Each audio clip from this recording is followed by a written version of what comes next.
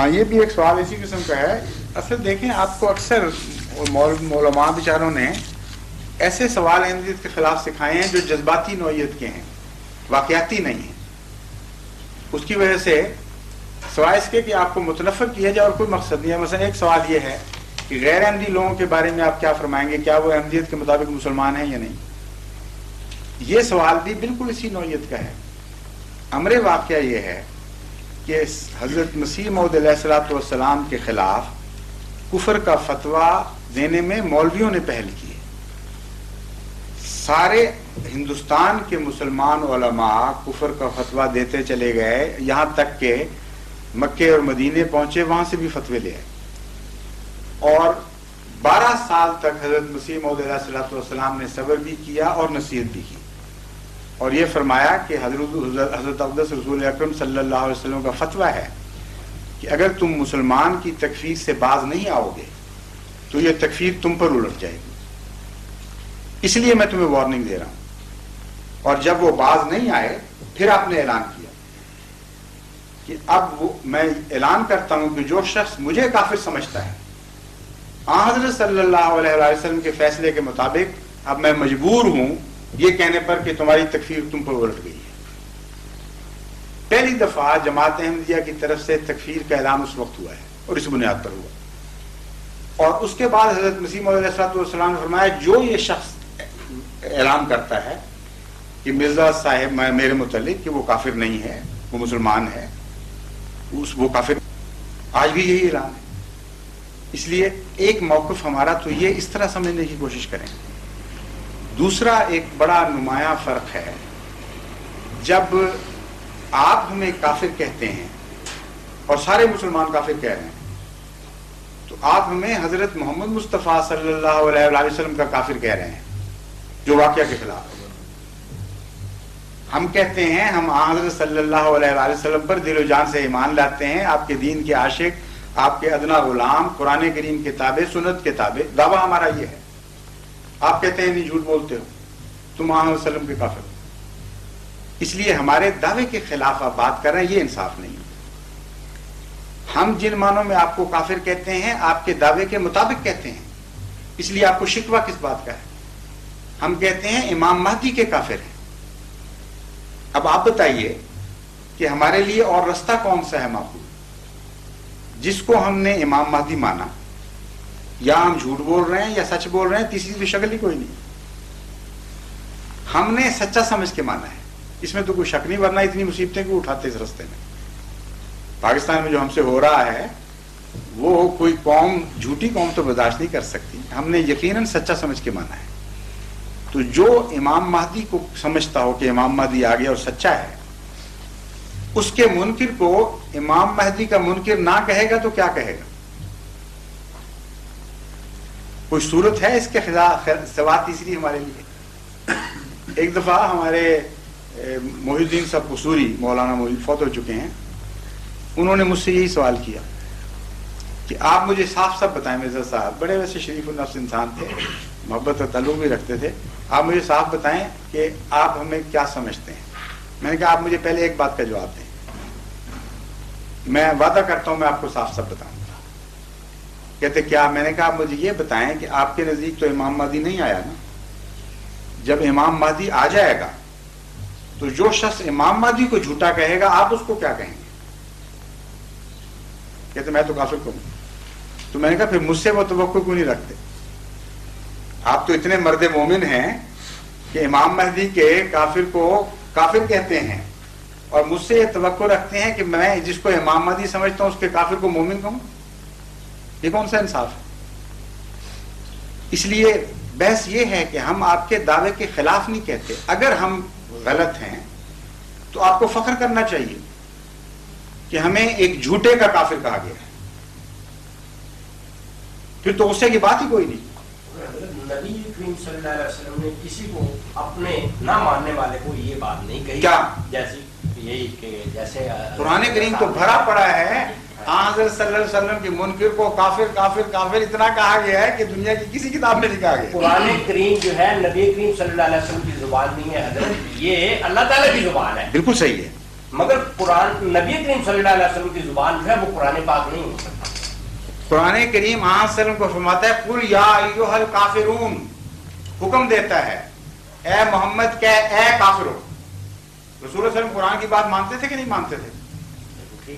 پھر کیا کہتے تھے پھر؟ اے مومنو. انہوں نے اپنی طرف سے کبھی کسی میں کہتا ہوں کوئی ایسی مثال میں مثال دے رہا ہوں، اس سے بہتر کیا مثال ہو سکتی ہے کہ قرآن کریم آن حضرت صلی اللہ علیہ وآلہ وسلم کو مخاطب کر کے کہتا ہے قل یا ایھا الکافرون، اے محمد صلی اللہ علیہ وسلم اعلان کر ان کو یہ مخاطب کر کہ اے کافرو.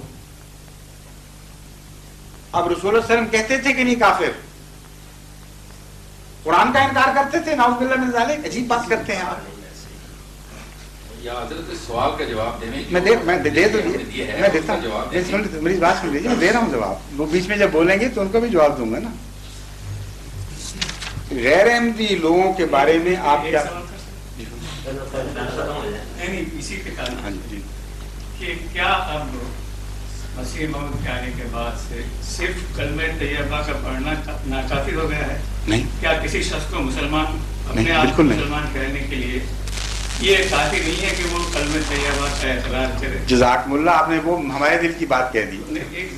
تو پھر بات یہ ہے کہ ابھی آپ نے یہ فرمایا کہ جو شخص مسیح موعود کا اقرار نہیں کرتا، ان کو نہیں مانتا، تو ظاہر ہے کہ وہ کیسے مسلمان ہو سکتا ہے؟ نہیں، یہ نہیں میں نے کہا. دیکھیں آپ میرے منہ میں بات نہ ڈالیں. بیٹھ جاؤں گا میں ایک ہی سیکنڈ. اس کے ساتھ معنی یہ ہے کہ اب یعنی کہ مسیح موعود کے آنے کے بعد سے صرف کلمہ طیبہ کا پڑھنا کافی نہیں ہے، بلکہ یہ بھی ضروری ہے کہ مسیح موعود کو تسلیم کیا جائے، ان پر ایمان لایا جائے. ایک منٹ، میں اس کے کئی جواب دے سکتا ہوں. بڑی واضح بات ہے. کلمہ طیبہ پڑھ کے انسان مسلمان ہو جاتا ہے، آپ کو مجھے اتفاق ہے اس بات پر. لیکن اگر ملائکہ کا انکار کر دے تو پھر بھی مسلمان رہے گا؟ اگر ایک نبی کا بھی انکار کر دے پھر بھی مسلمان رہے گا؟ بتائیے. دیکھیں سلوگنزم سے مسئلے حل نہیں ہوتے. جو دینی معاملات ہیں ان کا فہم سے معاملہ حل کرنا چاہیے، غور سے معاملہ حل کرنا چاہیے. کلمہ طیبہ کے بعد انسان مسلمان ہو جاتا ہے، لیکن ایمان کی جتنی شرائط ہیں ان کو پورا کرنا ضروری ہے. کلمہ طیبہ پڑھنے کے باوجود اگر کوئی شخص آمنت باللہ و ملائکتہ و کتبہ و رسلہ والیوم الآخر، ان 5 چیزوں میں سے کسی ایک کا یا ان کے اجزاء میں سے کسی ایک جز کا بھی انکار کر دے تو سارے مسلمان علماء کا متفق عقیدہ ہے، سنت سے یہی چلا آ رہا ہے کہ وہ سچا صحیح مسلمان نہیں کہلا سکتا. اس لیے اسلام دون الاسلام کے مسائل شروع سے ہی امت میں چلے آ رہے ہیں. کفر دون الکفر کے مسائل شروع سے چلے آ رہے ہیں. جہاں تک جماعت احمدیہ کا موقف ہے وہ بڑا واضح ہے کہ جو شخص کلمہ طیبہ پڑھتا ہے اس کو ہم غیر مسلم نہیں کہہ سکتے، سوال ہی نہیں پیدا ہوتا. لیکن اگر اس سے اتر کر ان چیزوں میں سے کسی کا انکار کرے تو کفر کی کوئی نہ کوئی چیز اس میں ثابت ہو جائے گی، اس کے باوجود ہم اسے غیر مسلم نہیں کہیں گے. جو شخص کلمہ طیبہ کا اقرار کر لے اور کہے کہ میں مسلمان ہوں، آج تک کبھی کسی احمدی نے اس کو غیر مسلم نہیں کہا. حضرت مسیح موعود علیہ السلام کی کتابیں اٹھا کر دیکھ لیں، وہاں فرق ہے. ایک ہے اصطلاح کافر کہنے کی، ایک ہے غیر مسلم. ان دونوں اصطلاحوں میں زمین آسمان کا فرق ہے. اس لیے مسلمان علماء بھی اگرچہ ایک دوسرے کو کافر سارے کہتے آئے ہیں، آج تک کہتے ہیں، مگر غیر مسلم نہیں کہتے تھے. کیا وجہ کیوں نہیں کہتے تھے؟ اس لیے کہ وہ ان کو علم تھا. جو پہلے علماء گزرے ہیں وہ سطحی علم رکھنے والے لوگ نہیں تھے، وہ بزرگ تھے، اولیاء اللہ تھے. غلطیاں ان سے ہوئیں لیکن اسلام کی بنیادوں کو سمجھتے تھے. قرآن کریم نے کافر کہنے اور غیر مسلم کہنے میں ایک نمایاں فرق کیا ہے. قرآن کریم آن حضرت صلی اللہ علیہ وآلہ وسلم کو مخاطب کر کے فرماتا ہے کہ یہ اعرابی لوگ جو کہتے ہیں کہ ہم ایمان لے آئے، قل لم تؤمن، تو ان سے کہہ دے کہ تم ایمان نہیں لائے. ایمان لانا تو درکنار، لما یدخل الایمان فی قلوبہم، ان کے دلوں میں ایمان نے جھانک کے بھی نہیں دیکھا، سرے سے ایمان ہے ہی نہیں.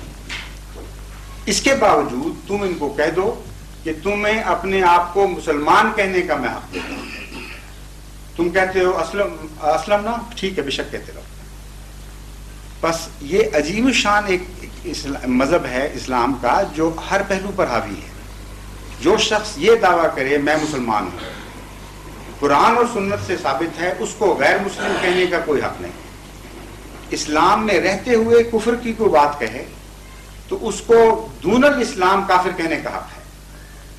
اس کی سند قرآن سے بھی ملتی ہے اور حدیث سے بھی ملتی ہے. میں آپ کو وضاحت کر کے بتاتا ہوں. آپ حضرت صلی اللہ علیہ وسلم فرماتے ہیں کہ ایک مسلمان جب چوری کرتا ہے تو کافر ہو جاتا ہے، اور مسلمان بھی کہا اس کو.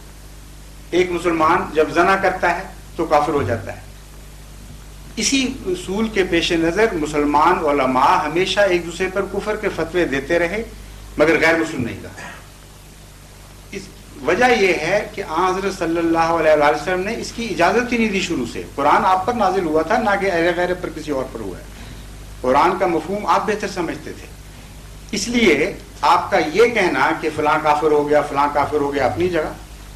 لیکن اس کے باوجود ایک موقع پر جبکہ جنگ میں ایک صحابی نے ایک دشمن کو زیر کیا، جب وہ اسے قتل کرنے لگا تو دشمن نے منت کی کہ دیکھو میں مسلمان ہوتا ہوں، میں کلمہ پڑھتا ہوں، تم چھوڑ دو مجھے. اور کلمہ پڑھا اس نے اس کے باوجود قتل کر دیا. حضرت صلی اللہ علیہ وسلم کی خدمت میں حاضر ہو کر اس نے عرض کیا بڑے فخر سے کہ اس طرح مقابلہ ہوا، میں نے اسے زیر کیا اور اس نے آخر پر ڈر کے مارے کہہ دیا میں کلمہ پڑھتا ہوں. میں نے کہا اب تو نہیں میں چھوڑ سکتا، تم تو ڈر گئے اور قتل کر دیا.